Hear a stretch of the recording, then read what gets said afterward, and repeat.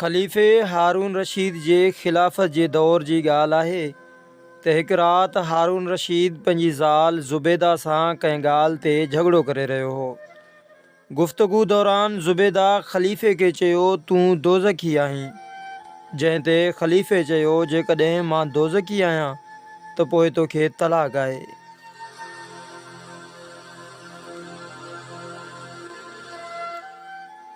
उन वक़्तु ॿई हिक ॿिए खां जुदा थी विया।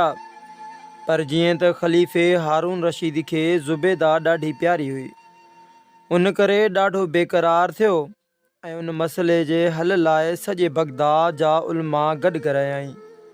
सभिनि खां उन मसइले बाबति पुछा कई वई, लेकिन जवाब को बि ॾेई कोन सघियो। सभिनी चयो, असांखे कहिड़ी